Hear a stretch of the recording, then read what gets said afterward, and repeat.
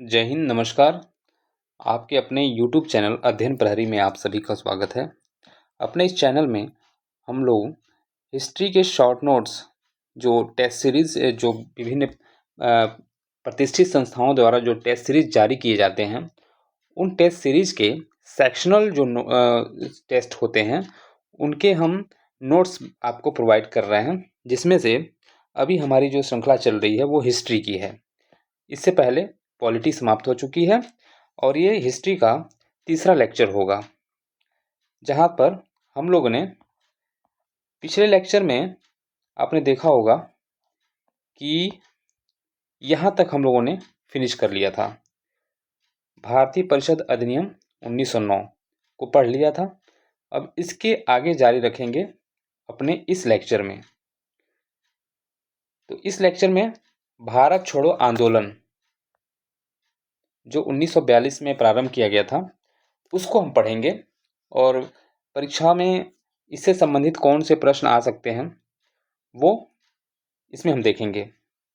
यह आंदोलन 8 अगस्त 1942 को अखिल भारतीय कांग्रेस समिति के बॉम्बे सत्र में महात्मा गांधी जी द्वारा प्रारंभ किया गया। कहाँ पे, किस सत्र में? बॉम्बे अधिवेशन में जो चल रहा था कांग्रेस का, वहाँ पर महात्मा गांधी जी ने इसको प्रारंभ किया। इसे ही अगस्त क्रांति के नाम से भी जाना जाता है। अगर परीक्षा में पूछ ले अगस्त क्रांति से क्या अभिप्राय है, तो भारत छोड़ो आंदोलन को ही अगस्त क्रांति के रूप में जानते हैं हम लोग, जो 8 अगस्त 1942 से प्रारंभ हुआ था। उस समय वायसराय कौन थे? Lord Linlithgow. इस दौरान फॉरवर्ड ब्लॉक के सदस्यों ने भूमिगत गतिविधियों में सक्रिय भूमिका निभाई। फॉरवर्ड ब्लॉक में जैसा कि हम जानते हैं सुभाष चंद्र बोस इसके अगुआ थे।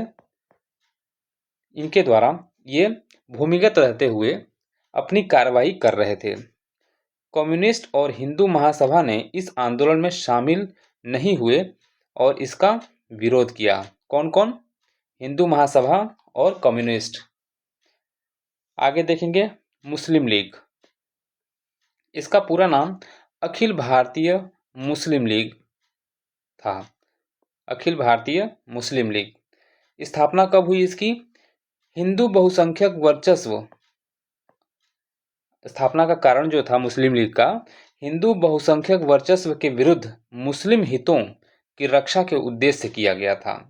कहीं ना कहीं उस समय हिंदू जो धर्म से लोग जो थे उस समय कांग्रेस में, और उनकी बहुलता ज़्यादा थी, तो मुस्लिम लीग को के जो अगुआ थे, मुस्लिम लीग के जो जुड़े हुए सदस्य थे, उनको लग रहा था कि हिंदू जो बहुसंख्यक हैं वो उनका वर्चस्व है और वो उनके हितों को ध्यान नहीं दे रहे हैं। इसलिए उन सदस्यों ने मुस्लिम लीग का गठन किया था, जिससे वो आगे चलकर अपने लिए एक अलग देश की मांग कर सकते थे, जो कि उन्होंने किया और पाकिस्तान के रूप में उन्होंने अपना एक नया देश बनाया। इसने अलग निर्वाचक मंडलों की वकालत किया, अर्थात इन्होंने आगे चलकर मुस्लिम लीग के गठन जब 1906 में हो जाता है, तो इन्होंने आगे चलकर अपना एक निर्वाचक मंडल अलग ही इन्होंने मांग कर लिया। 1906 में आगा खां और सलीम उल्लाह खान के नेतृत्व में किसके गठन हुआ? मुस्लिम लीग का गठन हुआ। ठीक है, आगे बढ़ेंगे। लॉर्ड लिटन 1875 से लेकर 1880 के बीच में इन्होंने अपना कार्यकाल किया, लॉर्ड लिटन।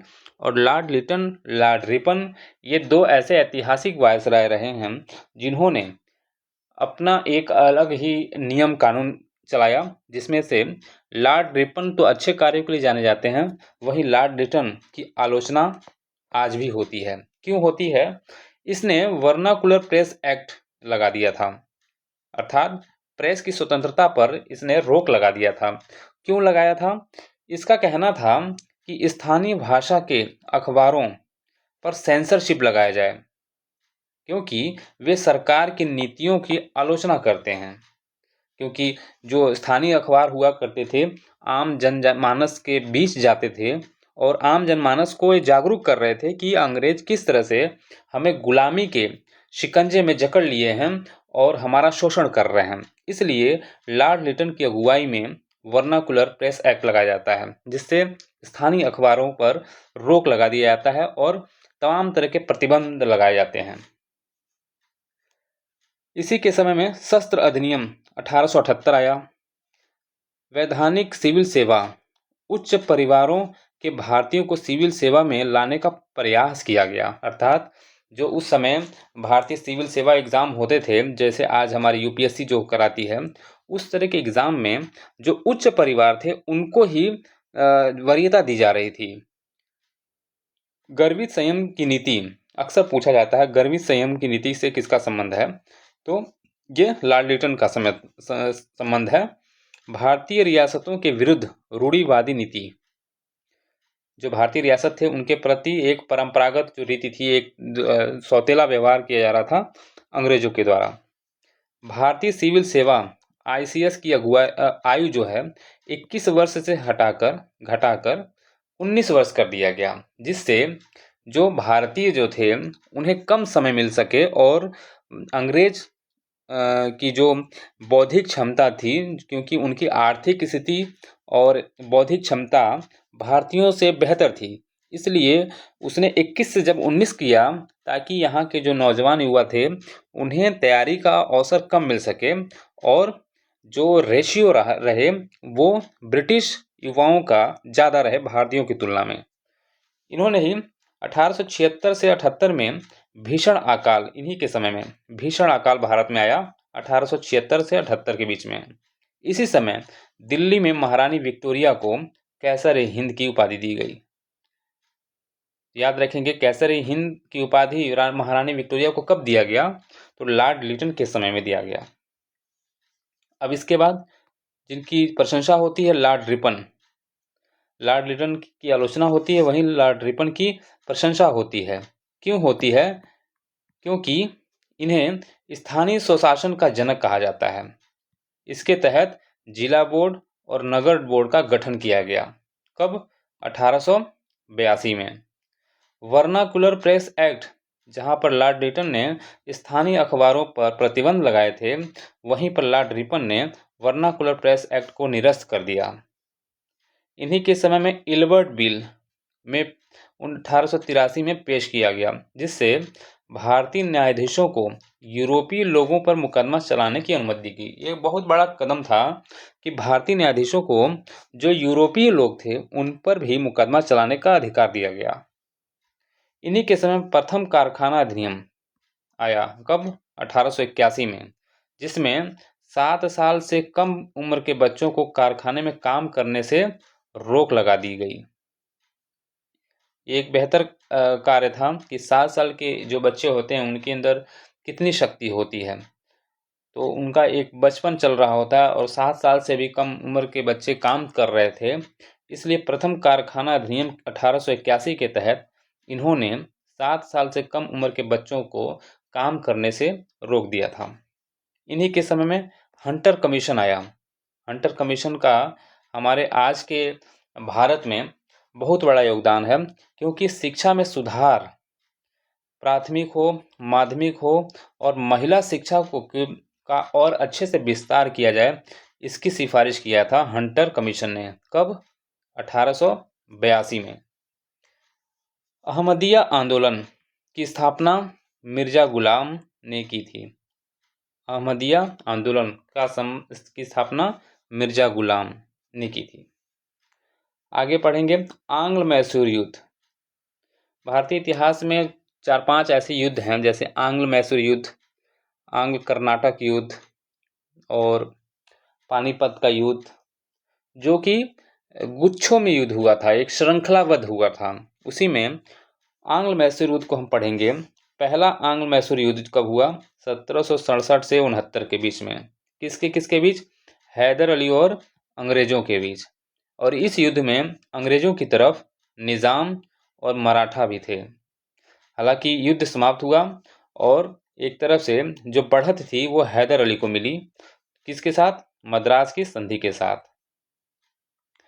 फिर से जो दूसरा युद्ध हुआ वो 1780 से 84 के बीच हैदर अली और अंग्रेज़ों के बीच।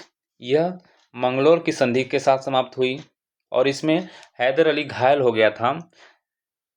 तीसरा 1790 से 92 के बीच, जिसमें टीपू सुल्तान और अंग्रेज़ों के बीच युद्ध हुआ। इसमें श्रीरंगपट्टनम की संधि हुई। और चौथा 1799 टीपू की इसमें हार हुई और उसकी मृत्यु हो जाती है। आंग्ल सिख युद्ध। रणजीत सिंह की मृत्यु के बाद पंजाब में एक आंतरिक अशांति आ गई थी, एक आंतरिक कलह हो गया था पैदा, जिसके फलस्वरूप पहला आंग्ल सिख युद्ध हुआ। कब हुआ? 1845 से 46 के बीच में। और इसे किस संधि के साथ समाप्ति की गई? लाहौर की संधि। तो याद रखेंगे, लाहौर की संधि के साथ प्रथम आंग्ल सिख युद्ध समाप्त हुआ। कब? 1845 से 46 के बीच में। लॉर्ड हार्डिंग और राजा दलीप सिंह, सिखों की तरफ राजा दलीप सिंह इसका प्रतिनिधित्व कर रहे थे और लॉर्ड हार्डिंग अंग्रेजों की तरफ से लड़ रहे थे। द्वितीय युद्ध जो हुआ आंग्ल सिख युद्ध, ये 1848 से 49 के बीच, किसके समय में? डलहौजी और दलीप सिंह, राजा दलीप सिंह के मध्य हुआ। और इस तरह से इसी युद्ध में सिखों की हार हुई और पंजाब को ब्रिटिश साम्राज्य में मिला लिया गया। आगे बढ़ेंगे, यहाँ तक क्लियर हो गया आपका। लॉर्ड कैनिंग, एक और बेहतर कहा जा सकता है उन्हें वायसराय। 1857 का जब युद्ध प्रथम वार जब समाप्त होता है, प्रथम क्रांति जब समाप्त होती है, तो लॉर्ड कैनिंग को भारत का पहला वायसराय बनाया गया। कुछ कमियां जो थीं ब्रिटिश हुकूमत के द्वारा, ब्रिटिश कंपनियों के द्वारा, उनको सुधार कर इन्हें पहला वायसराय बनाया गया और भारतीयों को खुश करने के लिए नई नई नीतियां लाई गईं, जिसमें से 1861 में भारतीय परिषद अधिनियम के तहत पोर्टफोलियो प्रणाली की शुरुआत की गई। इन्हीं के समय में व्यवगत का सिद्धांत, डॉक्ट्रिन ऑफ लैप्स, जो डलहौजी के समय में लगा था, उसको वापस कर लिया गया। आगे देखेंगे, भारत शासन अधिनियम 1909 हमने अभी पूर्व के लेक्चर में देखा था। उसी तरह भारत शासन अधिनियम 1919, इसके तहत केवल 8 प्रांतों में द्वैध शासन लागू किया गया।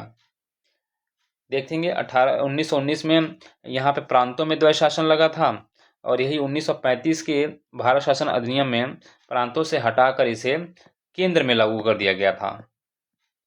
तो ये याद रखेंगे, 1919 में प्रांतों में, 1935 में केंद्र में।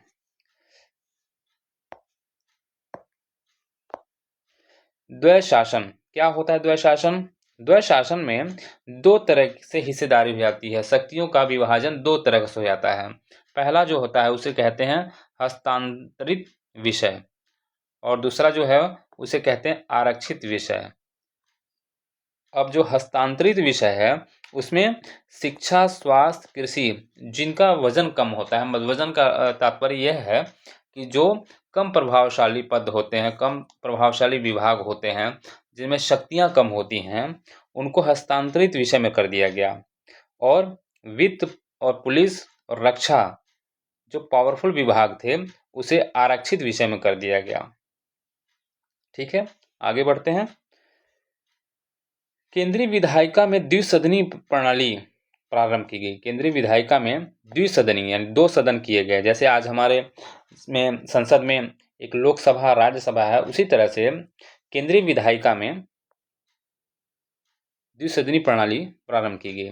पहला राज्य परिषद, जिसे उच्च सदन कहते हैं, जैसे आज हमारे यहाँ राज्यसभा है, उसी के समतुल्य था ये राज्य परिषद। केंद्रीय विधानसभा, जिसे निम्न सदन कहते हैं, जिसे हम आज लोकसभा कहते हैं, उसे केंद्रीय विधानसभा उस समय कहा जा रहा था। पहली बार लोक सेवा आयोग की स्थापना की गई। लंदन में एक उच्चायुक्त कार्यालय की स्थापना भी की गई। किसके समय में हमने पढ़ा? भारत शासन अधिनियम 1919 के तहत। तो काफ़ी चेंजेस आए इस समय, शक्तियों का बंटवारा किया गया और 2 तरह की विधायिका द्विसदनी प्रणाली का प्रारंभ किया गया, जिसमें पहला था राज्य परिषद, जिसे उच्च सदन कहा जाता था, और दूसरा था केंद्रीय विधानसभा, जिसे निम्न सदन कहा जाता था।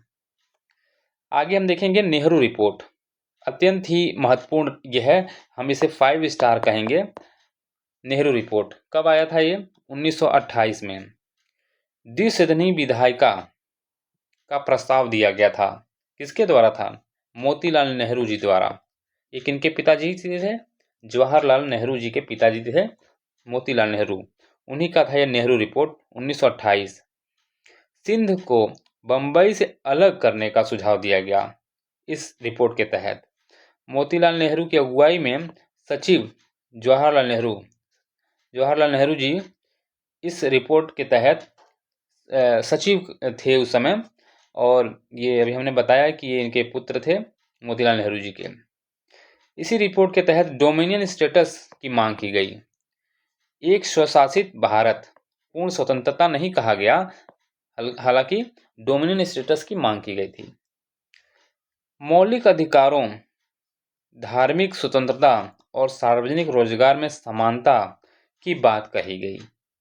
निर्वाचन क्षेत्रों में मुस्लिम के लिए आरक्षित सीटें हों और केंद्र में 1/3 पद मिले, ये भी नेहरू रिपोर्ट में कहा गया। क्योंकि मुस्लिम लीग का गठन जब 1906 में हुआ था, उस समय हिंदू धर्म के जो क्रांतिकारी थे, जो कांग्रेस के अच्छे पदों पे विराजमान थे, उनके वर्चस्व को कम करने के लिए और अपना अधिकार जमाने के लिए, मांगने के लिए मुस्लिम लीग का गठन 1906 में हुआ, जिसके फलस्वरूप आगे चलकर मुस्लिम लीग की एक अलग ही छाप पड़ी, और नेहरू जी ने अपनी रिपोर्ट में मुस्लिम धर्म के जो लोग थे उनको केंद्र में 1/3 पद पर देने के लिए अपनी रिपोर्ट प्रस्तुत की। आगे देखेंगे दीपावली घोषणा, 31 अक्टूबर 1929। इसकी घोषणा लॉर्ड इरविन ने की थी। यह भारत के औपनिवेशिक दर्जे से संबंधित था। इसके द्वारा भारत को भविष्य में डोमिनियन स्टेटस का दर्जा देना था। तो अभी हमने देखा नेहरू रिपोर्ट जब मोतीलाल नेहरू जी प्रस्तुत करते हैं 1928 में, तो उन्होंने डोमिनियन स्टेटस की मांग की थी। उसी के बाद इरविन ने दीपावली घोषणा किया, जिसके तहत भारत को डोमिनियन स्टेटस देने की बात कही गई। काकोरी कांड, जिसे आज हम लोग काकोरी किस नाम से जानते हैं? एक्शन, काकोरी एक्शन के नाम से अब इसे नाम इसका परिवर्तित कर दिया गया है। ये कब घटित हुआ था? 9 अगस्त 1925 को। इसमें कौन कौन लोग शामिल थे? अशफाकुल्ला खान, राम प्रसाद बिस्मिल, रोशन सिंह, राजेंद्र लाहिड़ी और मनमथ सिंह। ये 5 लोग इसमें थे, और भी रहे होंगे, लेकिन मुख्य रूप से 4 की बात की जाती है, लेकिन 5वां भी याद रखेंगे, मनमथ सिंह। उद्देश्य क्या था? काकोरी कांड जो हुआ था, इसके पीछे उद्देश्य क्या था? ब्रिटिश सरकार के खजाने को लूटकर उससे हथियार खरीदने और स्वतंत्रता संग्राम को आगे बढ़ाने के लिए ये कार्रवाई की गई थी हमारे इन क्रांतिकारियों द्वारा। काकोरी स्टेशन पर इमरजेंसी चेन खींचकर गार्ड के डिब्बे में रखी तिजोरी लूट ली गई। और ये किसके सदस्य थे? ये सभी HRA के सदस्य थे, हिंदुस्तान रिपब्लिकन एसोसिएशन। काकोरी कांड के नायकों में राम प्रसाद बिस्मिल, जिनको फांसी दी गई गोरखपुर में, राजेंद्र लाहिड़ी जी को गोंडा में, अशफाकुल्ला खां को फैजाबाद, रोशन सिंह को इलाहाबाद। इन 4 महान क्रांतिकारियों को अंग्रेजी हुकूमत द्वारा फांसी पर चढ़ाया गया। राजेंद्र लाहिड़ी जी को 17 दिसंबर 1927 को, व अन्य 3 जो थे उनको 19 दिसंबर 1927 को फांसी दी गई। आंग्ल अफगान युद्ध, पहला आंग्ल अफगान युद्ध होता है 1839 से लेके 42। उस समय कौन थे? लॉर्ड ऑकलैंड गवर्नर थे, गवर्नर जनरल। दूसरा आंग्ल अफगान युद्ध 1878 से 80 के बीच, कौन थे? लॉर्ड लिटन, जिनके बारे में भी हमने पढ़ा कि वो हमारे एक आलोचनात्मक वायसराय रहे हैं, गवर्नर जनरल रहे हैं, सॉरी वायसराय हो गए थे ना उस समय। कब हुए थे? 1857 की क्रांति के बाद से जितने भी ब्रिटिश शासन द्वारा जो अधिकारी यहाँ नियुक्त किए जाते थे, उन्हें 1857 के बाद वायसराय का पद नाम दे दिया गया था। तीसरा, आंग्ल अफगान युद्ध 1919 में, उस समय कौन थे? Lord Chelmsford. तो पहला देखेंगे ऑकलैंड के समय, दूसरा लिटन और तीसरा चैम्सफोर्ड। परीक्षा में मिलान के लिए दे देगा आपको, क्रम से लगाने के लिए या क्रोनोलॉजी सेट करने के लिए। पहला कौन है? पहला 1839, दूसरा 1878 और तीसरा 1919।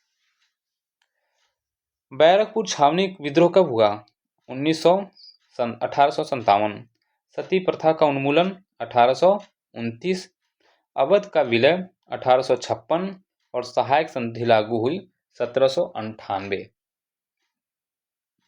आगे देखेंगे तेभागा आंदोलन। परीक्षा की दृष्टि से आंदोलन को हमको पढ़ना होगा। विभिन्न आंदोलन हैं, जैसे सन्यासी विद्रोह कह सकते हैं, तेभागा आंदोलन कह सकते हैं, कुका विद्रोह, कुकी विद्रोह, ठीक है। ये आंदोलन फ्लाइट कमीशन की सिफारिश के अनुरूप लगान की दर घटाकर 1/3 करने के लिए संघर्ष शुरू हुआ। उस समय जो लगान थी वो 50-50 हो गई थी, इसलिए ये जो फ्लाइट कमीशन सिफारिश आ रही थी के अनुरूप लगान की दर घटाकर 1/3 करने के लिए प्रारंभ किया गया। यह बंगाल में घटित हुई। तो तेभागा आंदोलन कहाँ हुआ? बंगाल में। और जो दर थी, जो ब्याज दर लगाना था, वो 1/3 करने की मांग की गई आंदोलनकारियों द्वारा। कराची अधिवेशन। कराची अधिवेशन 1931 अत्यंत ही महत्वपूर्ण अधिवेशन रहा कांग्रेस का, ये 1931। इसी अधिवेशन में जवाहरलाल जी द्वारा मौलिक अधिकार को ड्राफ्ट तैयार किया गया। मौलिक अधिकार का ड्राफ्ट तैयार किया गया। अध्यक्ष कौन थे? सरदार पटेल जी। भगत सिंह, राजगुरु, सुखदेव की फांसी के मात्र 6 दिन पश्चात यह कांग्रेस का अधिवेशन आयोजित किया गया। इनकी फांसी कब हुई थी? 13 मार्च 1931 को। और सभी जो इस अधिवेशन में सम्मिलित होने वाले लोग थे वो गांधी जी से काफ़ी नाराज थे, क्योंकि सबका आरोप था कि गांधी जी ने पैरवी नहीं किया इन क्रांतिकारियों को बचाने के लिए। इसमें गांधी जी का काफ़ी विरोध हुआ।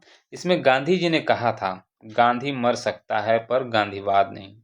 ये काफ़ी ऐतिहासिक कोट्स है। गांधी मर सकता है पर गांधीवाद नहीं। ये किस अधिवेशन में कहा गया था? तो याद रखेंगे, ये 1931 के कराची अधिवेशन में कहा गया था। और इसी अधिवेशन में जवाहरलाल नेहरू जी मौलिक अधिकारों का ड्राफ्ट तैयार करते हैं। लॉर्ड वेवेल 1944 से 47, इन्हीं के समय नौसैनिक विद्रोह हुआ। तो नौसैनिक विद्रोह का संबंध किससे है? Lord Wavell. कब? 1944। कैबिनेट मिशन की घोषणा भी इन्हीं के समय होती है। लाल किला ट्रायल भी इन्हीं के समय होता है। वेवेल योजना थी क्या? यदि सभी भारतीय राजनीतिक दल द्वितीय विश्व युद्ध में ब्रिटिश सरकार की सहायता करते हैं तो ब्रिटिश सरकार भारत में संवैधानिक सुधार करेगी। ये एक फिर लालच इन्होंने दिया था कि अगर भारतीय जो राजनीतिक दल हैं वो अपनी पब्लिक, अपनी सेना को हमारे साथ अगर युद्ध में भेजती है तो हम उनके लड़ाई के बाद, युद्ध के पश्चात, हम उनके देश में संवैधानिक सुधार करने का प्रयास करेंगे। इसलिए कैबिनेट मिशन आगे चल के आता है। संगठन और व्यक्ति। इंडियन लीग का संबंध किससे है? शिशिर कुमार घोष। कब? 1875 में। इंडियन एसोसिएशन 1876, आनंद मोहन बोस और सुरेंद्रनाथ बनर्जी। India society 1865। कब? दादा भाई नौरोजी के समय में। तो ये 5 स्टार आप इसको मान के चलेंगे, इंपॉर्टेंट है ये क्रोनोलॉजी, ठीक, 5 स्टार। सन्यासी विद्रोह। 1763 से 80 के मध्य चला। हिंदू व मुस्लिम तीर्थ स्थानों पर प्रतिबंध लगाए जाने के कारण अंग्रेजी सरकार द्वारा जो हिंदू व मुस्लिम धर्म के जो धार्मिक स्थल थे उन पर प्रतिबंध लगाए जा रहे थे। इसके विरोध में दोनों धर्मों के लोग इसका विरोध करते हैं। कहाँ हुआ था ये? ढाका, रंगपुर, मेमनपुर में। खास करके कह सकते हैं सिर्फ ईस्ट बंगाल और वेस्ट बंगाल में ही यह विद्रोह काफ़ी तेजी से फैल रहा था। विद्रोहियों ने समानांतर सरकार बना ली, अर्थात एक सरकार जो ब्रिटिश सरकार चली थी, एक सरकार उन्होंने बना लिया। बंकिम चंद्र नाथ चटर्जी के उपन्यास आनंद मठ और देवी चौधरानी में भी इसका विरोध और इसका उल्लेख किया गया। अब कर्नाटक युद्ध, जैसे हमने मैसूर युद्ध पढ़ा उसी तरह से कर्नाटक युद्ध देखेंगे। पहला कर्नाटक युद्ध जो हुआ वो क्यों हुआ? यूरोप में ऑस्ट्रिया के उत्तराधिकार की बात चल रही थी। फ्रांस और ब्रिटेन जो था वो भारत में तो एक प्रतिष्ठा की जंग और एक वर्चस्व की जंग तो लड़ ही रहे थे, वहीं यूरोप में भी ऑस्ट्रिया में के उत्तराधिकार के लिए भी लड़ाई लड़ रहे थे, जिसमें फ्रांसीसी और इंग्लैंड की कंपनियों के बीच हो रहा था कि कौन उसका उत्तराधिकार करेगा, ओवरटेक कौन करेगा। कब हुआ? 1746 से 48 के बीच। ये 2 सालों तक चला था ये युद्ध, प्रथम कर्नाटक युद्ध, और ये एक्सला शैपेल की संधि के साथ समाप्त होता है। परिणाम क्या होता है इसका? अंग्रेजों को मद्रास वापस मिल जाता है। फ्रांसीसी को उत्तरी अमेरिका में लुइसबर्ग से संतोष करना पड़ता है। द्वितीय कर्नाटक युद्ध 1749 से 1754 तक, ये पांडिचेरी की संधि के साथ समाप्त होता है। युद्ध का कारण क्या रहा? हैदराबाद का उत्तराधिकार और कर्नाटक का उत्तराधिकार, अर्थात हैदराबाद और कर्नाटक के उत्तराधिकार के लिए ये दोनों कंपनियां लड़ रहे थे।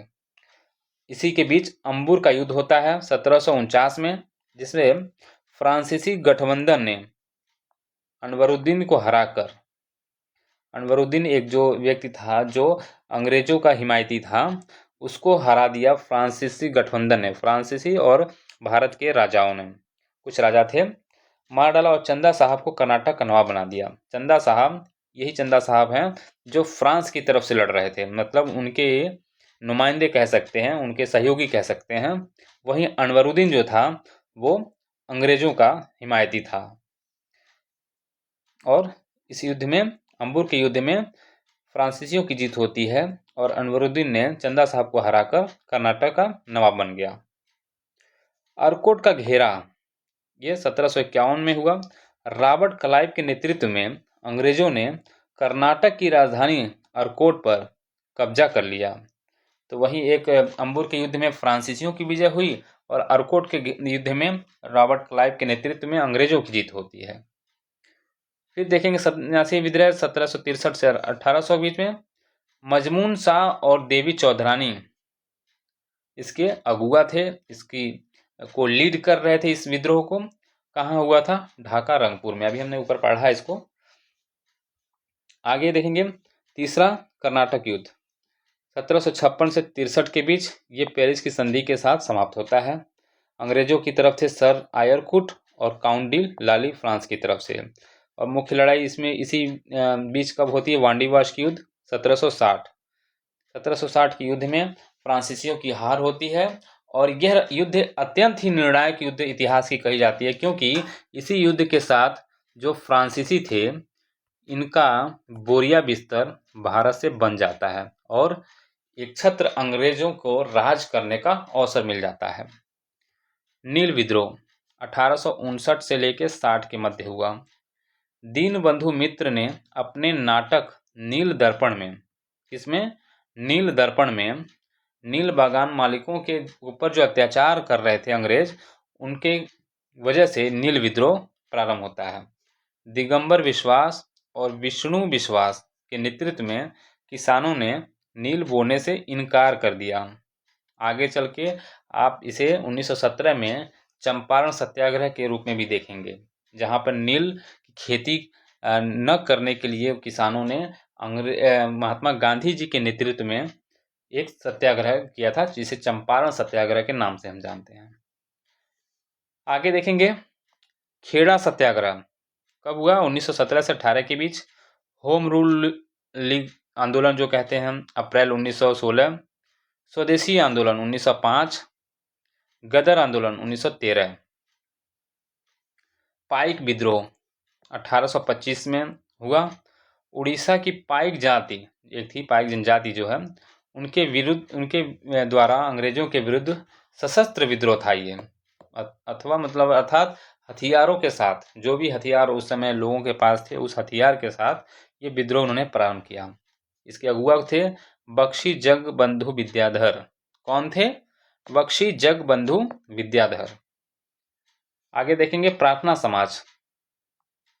प्रार्थना समाज का गठन कब किया गया? 1867 में। कौन थे? महादेव गोविंद रनाडे। महादेव गोविंद रनाडे।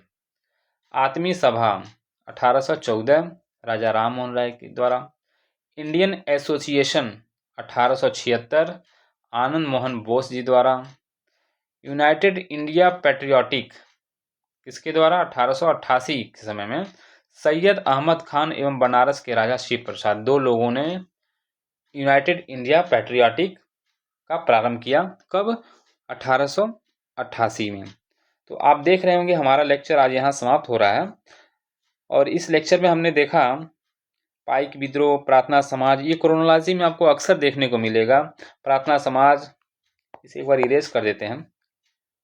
जैसे प्रार्थना समाज, आत्मी सभा, इंडियन एसोसिएशन, ये तीनों अत्यंत महत्वपूर्ण हैं। आप इसको हल्के में ले भी सकते हैं, लेकिन इसको क्रोनोलॉजी में मिलान के लिए अक्सर पूछा जाता है। पाइक विद्रोह का समय पूछ सकता है, उसके अगुआ कौन हैं इसके बारे में पूछ सकता है। फिर यहाँ देखेंगे खेड़ा सत्याग्रह, स्वदेशी आंदोलन, गदर, होम रूल अत्यंत महत्वपूर्ण है। ये नील विद्रोह, ये कर्नाटक युद्ध, मैसूर युद्ध, आंग्ल मराठा युद्ध, आंग्ल सिख युद्ध, इसे आप अच्छी तरह से याद रखेंगे, परीक्षा की दृष्टि से अत्यंत महत्वपूर्ण है। ये कराची अधिवेशन को आप याद रखेंगे। इसमें दो चीज़ें बहुत महत्वपूर्ण है। एक तो जवाहरलाल नेहरू जी द्वारा मौलिक अधिकारों का एक ड्राफ्ट तैयार किया गया, वहीं इसमें गांधी जी द्वारा कहा गया गांधी मर सकता है पर गांधीवाद नहीं। ऐसा क्यों कहा था? क्योंकि भगत सिंह, राजगुरु और सुखदेव को जब फांसी होती है उसके 6 दिन बाद यह अधिवेशन होता है और इसमें सभी लोगों ने खुलकर गांधी जी का विरोध किया था। अभी आपने हमारे पूर्व के लेक्चर में पढ़ा होगा कि जो 11 मांगे थी गांधी जी की, उसमें गांधी जी ने इन क्रांतिकारियों को की सजा को हल्का करने की मांग की गई थी इरविन के सामने। हालांकि इरविन ने इस मांग को ठुकरा दिया था, जिसके फलस्वरूप हमारे भगत सिंह और राजगुरु और सुखदेव जी को फांसी हुई थी। तो इस प्रकार से आज के लेक्चर को हमने समाप्त किया है और कुछ इम्पॉर्टेंट पॉइंट्स जो परीक्षा की दृष्टि से अति महत्वपूर्ण है, जैसे नेहरू रिपोर्ट, लॉर्ड कैनिंग का आंग्ल सिख युद्ध, इसको बेहतरीन तरीके से पढ़ा है। तो आप लोग इस चैनल को फॉलो करते रहिए। हमारे लेक्चर जो आते हैं आप उसे आधे घंटे लगते हैं, आप चाहें तो इसका स्पीड बढ़ा दें, 1.5 पे कर देंगे, 20-25 मिनट का पूरा वीडियो है। एक बार वीडियो देख लीजिए और एक बार हमारे टेलीग्राम चैनल पे जाइए। टेलीग्राम पे जो हमारा इस डिस्क्रिप्शन में लिंक दे देंगे, आप इससे हमारा अपना PDF डाउनलोड कर लीजिए और बहुत आसानी से कम समय में रिवाइज कर लीजिए। तो बने रहिए हमारे चैनल के साथ। तब तक के लिए जय हिंद, वंदे मातरम।